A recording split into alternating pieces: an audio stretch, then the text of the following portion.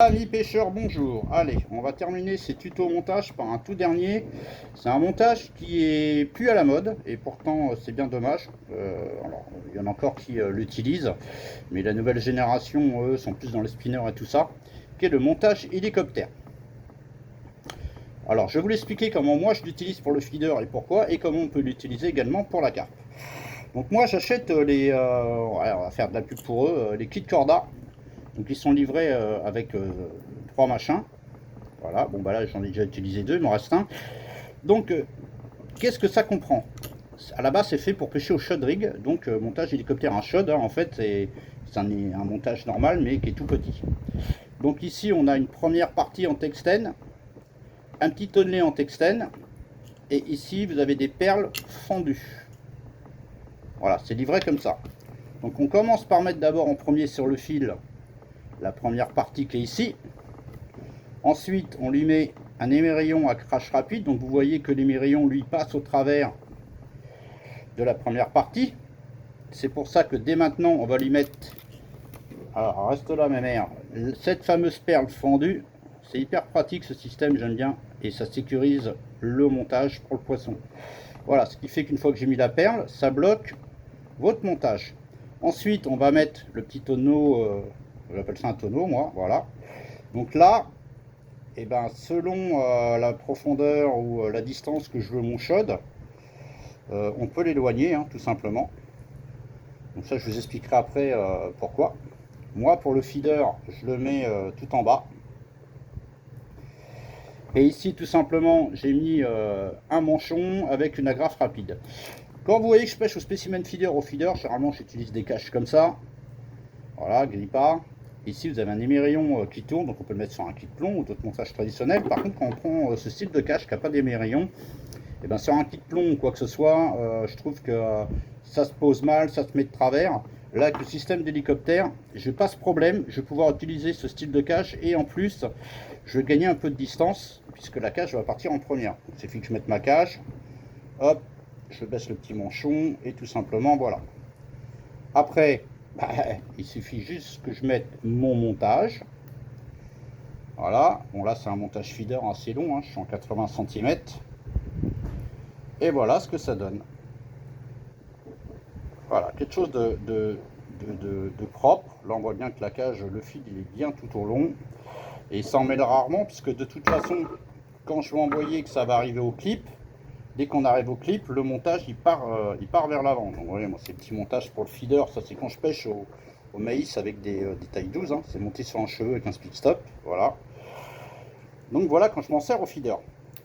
Maintenant quand je m'en sers à la carpe, on peut imaginer qu'à la place de la cage, c'est un plomb.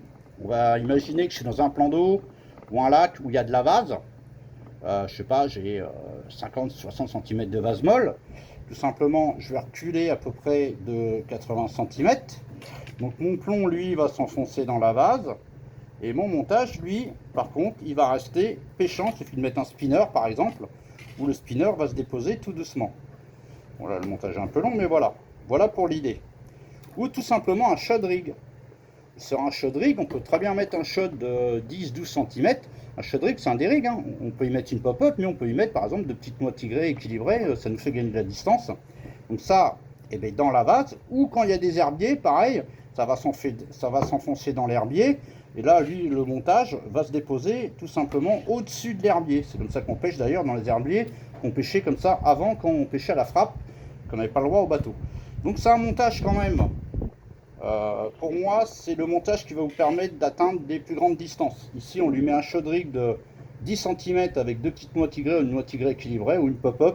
Ça, vous allez pouvoir le lancer très loin. Que le plomb il part bien en avant. Il suffit de mettre un plomb missile. Et c'est comme ça qu'on atteint les grandes distances. Donc voilà pour le montage. Alors, il y a plein d'autres façons de le faire. On peut y mettre deux paires, machin. Moi, je trouve ce système hyper sympa parce que si jamais votre poisson il est tanké, voilà ce qui va se passer si je tire, c'est que la perle, voilà, hop, si je tire à fond, voilà, la perle, elle est éjectée et votre montage, il va être dégagé. Ce qui fait que la carpe ne repart qu'avec le montage et il n'y a pas de laisse. La perle, elle sert à ça justement.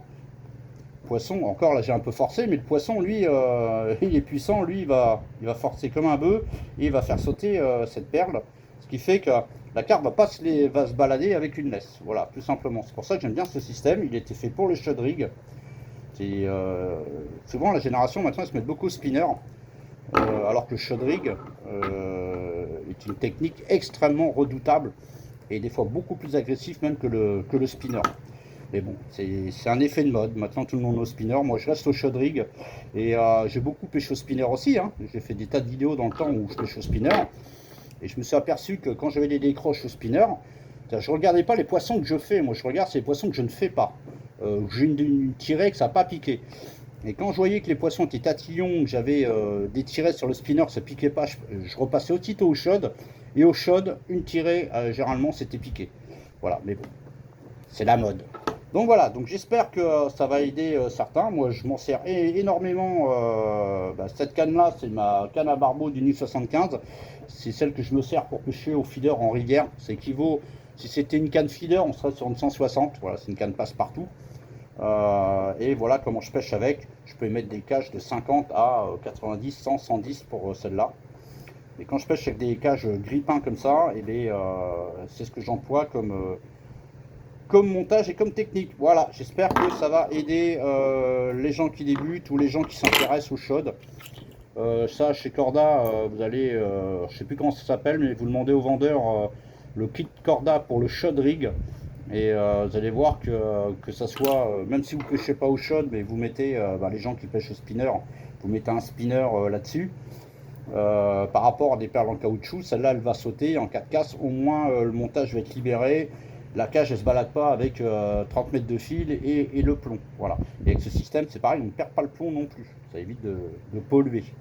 Voilà, allez ciao et bonne pêche à ceux qui sont au bord de l'eau.